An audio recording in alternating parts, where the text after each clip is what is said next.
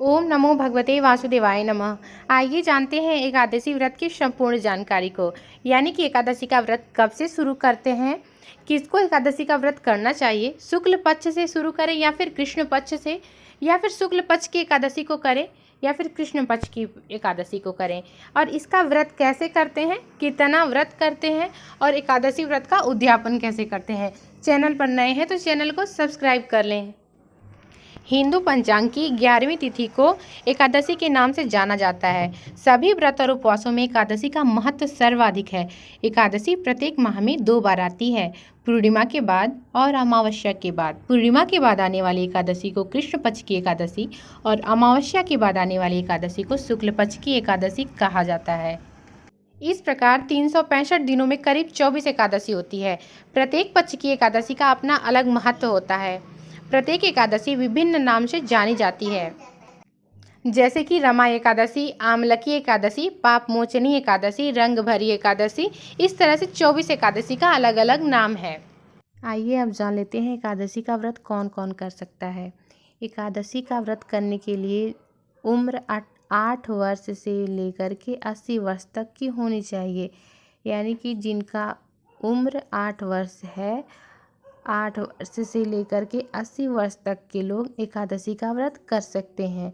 वो चाहे बच्चे हों, बूढ़े हों, जवान हों, जो भी हो, स्त्री हो, पुरुष हो, सब लोग ये व्रत 8 वर्ष से लेकर 80 वर्ष तक कर सकते हैं। लेकिन अगर शरीर और स्वास्थ्य अच्छा है तो 80 वर्ष से आगे भी एकादशी का व्रत करना चाहिए। शास्त्रों में तो कहीं कहीं यह भी प्रमाण मिलता है कि एकादशी का व्रत आमरण करना चाहिए। यानी कि जब तक कि शरीर में प्राण है तब तक यह एकादशी का व्रत करना चाहिए। एकादशी का व्रत महिलाएं मासिक धर्म में भी कर सकती हैं। यह व्रत खंडित नहीं होता है, सिर्फ पूजा नहीं कर सकते हैं। अब बात करते हैं एकादशी व्रत से जुड़े जरूरी नियम। इन नियमों का हमें एकादशी व्रत अगर कर रहे हैं तो इनका पालन करना पड़ता है। सबसे पहला नियम जो है वो है, धार्मिक मान्यता के अनुसार एकादशी के दिन चावल एवं किसी तरह का तामसिक भोजन भूलवश भी नहीं करना चाहिए। इस नियम की अनदेखी करते ही व्रत टूट जाता है। यदि आप इस तिथि पर व्रत नहीं रखते तो भी आपको पुण्य फल को पाने के लिए एकादशी से एक दिन पूर्व और एकादशी तिथि पर चावल का सेवन नहीं करना चाहिए। अब जान लेते हैं इस व्रत के दूसरे नियम की, यानी कि अगले नियम की। एकादशी के दिन भगवान श्री विष्णु की पूजा एवं व्रत करने वाले लोगों को काले रंग के कपड़े पहनने से बचना चाहिए। हिंदू मान्यता के अनुसार एकादशी के दिन भगवान विष्णु की पूजा की जाती है, जिन्हें पीला रंग बहुत भाता है। ऐसे में एकादशी के दिन पीले रंग के वस्त्र धारण करें। इससे भगवान आप पर जल्द प्रसन्न होंगे और आपको शुभ फल प्राप्त होंगे। हालांकि अगर आपके पास पीले रंग का वस्त्र नहीं है तो ऐसा करिए, आप काले रंग के वस्त्र छोड़कर कोई भी वस्त्र धारण कर लीजिए। लेकिन कोशिश यह करिए कि एकादशी के दिन पीले वस्त्र पहने। एकादशी के दिन पीला वस्त्र पहनना उत्तम रहेगा। अब जान लेते हैं एकादशी से जुड़े अगले नियम की। माना जाता है कि भगवान विष्णु को तुलसी माता बहुत प्रिय थीं, इसलिए विष्णु पूजा के दौरान भगवान को लगाए जाने वाले भोग में तुलसी दल जरूर अर्पित करें। लेकिन इस बात का ध्यान रखें कि तुलसी की पत्तियों को आप एकादशी के एक दिन पहले ही तोड़कर रख लें। मान्यता है कि इस दिन किसी भी पेड़ पौधों को नहीं तोड़ना चाहिए। अब जान लेते हैं एकादशी से जुड़े अगले नियम की। एकादशी के दिन व्यक्ति को बाल, नाखून आदि भी नहीं कटवाना चाहिए। मान्यता है कि ऐसा करने से आपके घर में दरिद्रता आती है और आपको दुख और दुर्भाग्य की प्राप्ति होती है। एकादशी से जुड़ा अगला नियम ये है कि एकादशी व्रत के दिन दान दक्षिणा का बहुत महत्व होता है। मान्यता है कि एकादशी का व्रत तब तक अधूरा माना जाता है जब तक आप किसी ज़रूरतमंद को दान दक्षिणा न दें। एकादशी व्रत रखने वाले व्यक्ति को भूलवश भी किसी दूसरे के द्वारा दिया गया अन्न दान में नहीं लेना चाहिए। एकादशी व्रत से जुड़ा अगला नियम ये है कि एकादशी व्रत करने वाले को दशमी यानी कि एकादशी की एक दिन पहले से ही कुछ जरूरी नियम को मानना पड़ता है। एकादशी व्रत के एक दिन पहले से ही मांस, मछली, प्याज, मसूर की दाल और शहद, लहसुन जैसे खाद्य पदार्थों का सेवन नहीं करना चाहिए।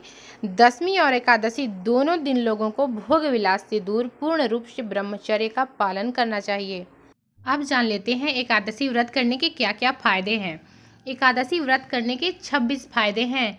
व्यक्ति निरोगी रहता है, राक्षस, भूत, पिशाच आदि योनि से छुटकारा मिलता है, पापों का नाश होता है, संकटों से मुक्ति मिलती है, सर्व कार्य सिद्ध होते हैं, सौभाग्य प्राप्त होता है, मोक्ष मिलता है, विवाह बाधा समाप्त होती है, धन और समृद्धि आती है, शांति मिलती है, मोह माया और बंधनों से मुक्ति मिलती है, हर प्रकार की मनोरथ पूर्ण होते हैं, खुशियाँ मिलती हैं, रिद्धि प्राप्त होती है, सिद्धि प्राप्त होती है, उपद्रव शांत होते हैं, दरिद्रता दूर होती है, खोया हुआ सब कुछ फिर से प्राप्त हो जाता है, पितरों को अधोगति से मुक्ति मिलती है, भाग्य जागृत होता है, ऐश्वर्य की प्राप्ति होती है, पुत्र प्राप्ति होती है, शत्रुओं का नाश होता है, सभी रोगों का नाश होता है, कीर्ति और प्रसिद्धि प्राप्त होती है, वाजपेय और अश्वमेघ यज्ञ का फल मिलता है और हर कार्य में सफलता मिलती है। आइए जान लेते हैं एकादशी व्रत की विधि क्या है। एकादशी के एक दिन पहले यानी दशमी की रात्रि को पूर्ण ब्रह्मचर्य का पालन करना चाहिए और भोग विलास से भी दूर रहना चाहिए। सुबह एकादशी के दिन लकड़ी का दातुन या फिर फेस्ट का इस्तेमाल नहीं करना चाहिए। नींबू, जामुन या फिर आम का पत्ता लेकर चबा लीजिए और उंगली से कंठ को शुद्ध कर लीजिए। कंठ यानी कि जीभ को शुद्ध कर लें। वृक्ष से पत्ता भी तोड़ना वर्जित है। स्वयं से गिरा हुआ नींबू, जामुन या फिर आम का पत्ता ले करके उसका सेवन करिए। यदि यह संभव न हो तो पानी से 12 बार कुल्ला कर लें, फिर स्नान आदि कर लें। दशमी के दिन ही भगवान विष्णु को स्मरण करते हुए, दशमी का दिन यानी एकादशी के एक दिन पहले ही भगवान विष्णु को स्मरण करते हुए एकादशी उपवास का संकल्प लें। दशमी के दिन से ही यानी कि एकादशी के एक दिन पहले से ही मांस, मछली, शहद, लहसुन, प्याज, मसूर की दाल जैसी निषिद्ध वस्तुओं का सेवन न करें। एकादशी तिथि को सुबह ब्रह्म मुहूर्त में उठकर स्नान आदि के बाद भगवान विष्णु की उपासना करें। विष्णु के भगवान के चित्र या मूर्ति के समक्ष घी का दीपक और धूप जलाएं। भगवान को नैवेद्य, फूल, फल अर्पण करें। एकादशी के दिन गीता का पाठ करना बेहद ही शुभ फलदायी होता है। इस दिन 12 मंत्र ओम नमो भगवते वासुदेवाय जपें। कृष्ण, नारायण, राम आदि विष्णु के सहस्त्र नामों को बोलते हुए उनका स्मरण करें। यानी कि भगवान विष्णु के जो 1000 नाम हैं उनका आप जाप करते रहें। इस व्रत में अन्न एवं जल का सेवन वर्जित है। यदि आप निराहारी एवं बिना जल के व्रत नहीं कर सकते तो सात्विक फलाहार लें। शास्त्रों के अनुसार इस दिन व्रतधारी नारियल, चीनी, मेवा, कुट्टू, अदरक, चीनी, दूध, साबूदाना, काली मिर्च, सेंधा नमक, आलू, शकरकंद आदि का सेवन कर सकते हैं। आइए अब हम बात करेंगे कि इस व्रत का समापन कैसे करते हैं, यानी कि पारण कैसे करते हैं एकादशी के व्रत का। एकादशी के दूसरे दिन यानी कि द्वादशी के दिन सुबह उठकर नित्य कर्म करने के बाद स्नान कर भगवान विष्णु की पूजा कर सामान्य भोजन ग्रहण कर उपवास को पूरा करें। इस दिन ब्राह्मणों को यथाशक्ति दक्षिणा, मिठाई श्रद्धा पूर्वक दें। इस तरह से एकादशी व्रत का पारण कर लें। आइए अब बात करते हैं एकादशी व्रत के उद्यापन की। सनातन धर्म में एकादशी के व्रत का काफ़ी महत्व है। इस दिन ब्राह्मणों को भोजन करवाने से पुण्य मिलता है। एकादशी माह में 2 बार आती है, कृष्ण पक्ष और शुक्ल पक्ष।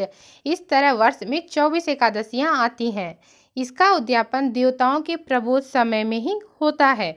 यानी कि एकादशी व्रत का उद्यापन देवताओं के प्रबोध समय में ही करना चाहिए, विशेषकर मार्गशीर्ष के महीने में, माघ माह में या भीम तिथि यानी कि माघ पक्ष की शुक्ल एकादशी के दिन ही इस व्रत का उद्यापन करना चाहिए। चतुर्मास में उद्यापन नहीं करना चाहिए। जब आपकी एकादशियाँ पूर्ण हो जाती हैं तब आप इसका उद्यापन कर सकते हैं। यानी कि जब आपकी व्रत की एकादशी व्रत की 24 व्रत आपने 24 एकादशियों का व्रत कर लिया है तब इस व्रत का उद्यापन करना चाहिए। अब जान लेते हैं एकादशी व्रत के पूजन सामग्री के बारे में। श्री विष्णु जी का चित्र अथवा मूर्ति चाहिए, पुष्प चाहिए, पुष्पमाला नारियल, सुपारी, अनार, आंवला, बेर, अन्य ऋतुफल यानी उद्यापन के समय जो भी आपके ऋतुफल उपलब्ध हो वो आप ले लीजिए। धूप, घी, पंचामृत बनाने के लिए कच्चा दूध, दही, घी, शहद और शक्कर चाहिए। चावल, तुलसी, गोबर, केले का पेड़, मिठाई भी चाहिए। अब हम बात करेंगे उद्यापन की विधि के बारे में। एकादशी व्रत के दिन ब्राह्मणों को भोजन करवाना चाहिए। पूजन कितना भी बड़ा या छोटा हो, सभी व्रतियों को श्रद्धा के साथ इसे करना चाहिए।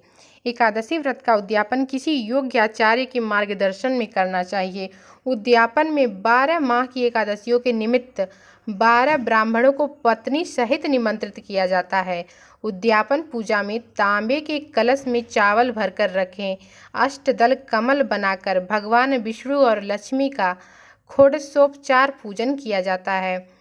पूजन के बाद हवन होता है और सभी ब्राह्मणों को फलाहारी भोजन करवाकर वस्त्रदान आदि दिया जाता है। यानी कि इस व्रत की जो उद्यापन विधि है वो किसी योग्य ब्राह्मण के द्वारा ही कराया जाता है।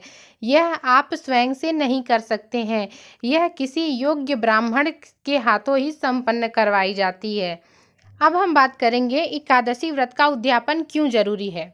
किसी भी व्रत की पूर्णता तभी मानी जाती है जब विधि विधान से उसका उद्यापन किया जाए। उद्यापन करना इसलिए भी आवश्यक है क्योंकि हम जो व्रत करते हैं उसके साक्षी तमाम देवी देवता, यक्ष, नाग आदि होते हैं।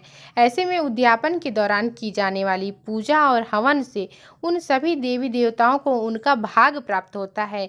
इस दौरान किए जाने वाले दान दक्षिणा से व्रत की पूर्णता होती है और मन इच्छा का फल मिलता है। आइए अब जान लेते हैं एकादशी का व्रत करना कब से शुरू करना चाहिए। इसके बारे में सहज भाव यह है कि शुभस्य शीघ्रम, यानी कि शुभ कार्य में देरी नहीं करनी चाहिए। लेकिन जो कार्य मुहूर्त के अनुसार किए जाते हैं वो श्रेष्ठ फल प्रदान करते हैं। इसलिए हमेशा मुहूर्त देखकर ही व्रत का आरंभ करना चाहिए। चतुर्मास में एकादशी का व्रत आरंभ नहीं करना चाहिए और मलमास में भी एकादशी का व्रत आरंभ नहीं करना चाहिए। मलमास में आरंभ नहीं करने से यह तात्पर्य है कि मलमास खत्म हो जाने के बाद एकादशी का व्रत आरंभ कर सकते हैं। एकादशी व्रत का आरंभ उत्पन्ना नाम की एकादशी से शुरू कर सकते हैं जो इस साल 8 दिसंबर 2023 को पड़ रही है। इससे भी आप एकादशी व्रत का आरंभ कर सकते हैं। एकादशी व्रत का आरंभ देव उठनी एकादशी से भी शुरू कर सकते हैं जो इस साल 2023 में 23 नवंबर को थी। अगर आपने इस साल इस व्रत को रखा था तो आप वहाँ से भी एकादशी व्रत का प्रारंभ कर सकते हैं। एकादशी व्रत का प्रारंभ आप मोक्षदा एकादशी से भी कर सकते हैं जो इस साल दिसंबर 2023 में 22 दिसंबर को मनाई जाए। एकादशी व्रत का आरंभ आप निर्जला एकादशी से भी कर सकते हैं जो इस साल 2024 में 18 जून को मनाई जाएगी। एकादशी व्रत प्रारंभ करने से यह मतलब है कि एकादशी का व्रत पहली बार कब से शुरू करना है। एकादशी का व्रत इन 4 एकादशियों से आप करना शुरू कर।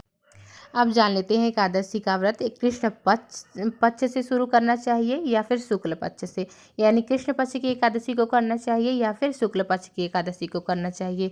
वैसे तो शुक्ल पक्ष की एकादशी और कृष्ण पक्ष की एकादशी में कोई भेद नहीं है। शुक्ल पक्ष की एकादशी के समान ही कृष्ण पक्ष की एकादशी भी है। कुछ लोग यह प्रश्न करते हैं कि कौन सी एकादशी का व्रत रखना चाहिए, तो गृहस्थों के लिए शुक्ल पक्ष की एकादशी का व्रत रखना श्रेष्ठ है। लेकिन इसका मतलब यह नहीं है कि कृष्ण पक्ष की एकादशी शुक्ल पक्ष की एकादशी से कम है। इसका अर्थ है कि गृहस्थ लोग अगर कृष्ण पक्ष की एकादशी का व्रत ना करें तो भी चलेगा, लेकिन शुक्ल पक्ष की एकादशी के व्रत का नियम पालन पूर्वक यह व्रत करना चाहिए और कृष्ण पक्ष की एकादशी का जो नियम पालन है वह भी करना चाहिए अगर व्रत नहीं रख रहे हैं तो भी। यहाँ पर गृहस्थ व्यक्ति उसको कहा जा रहा है जिसको पुत्र पौत्र आदि का सुख प्राप्त हो गया है। यानी कि पुत्र से इसका मतलब यह नहीं है कि बेटा, पुत्र पौत्र आदि से यहाँ मतलब है उसकी कोई संतान हो, वो चाहे बेटी हो या फिर बेटा हो, अगर उसे यह सौभाग्य प्राप्त हुआ है तो वह सिर्फ शुक्ल पक्ष की एकादशी का व्रत भी रख सकता है। यदि कृष्ण पक्ष की एकादशी नहीं रखता है तो भी कोई बात नहीं है, लेकिन कृष्ण पक्ष की एकादशी के भी नियम का पालन करना चाहिए।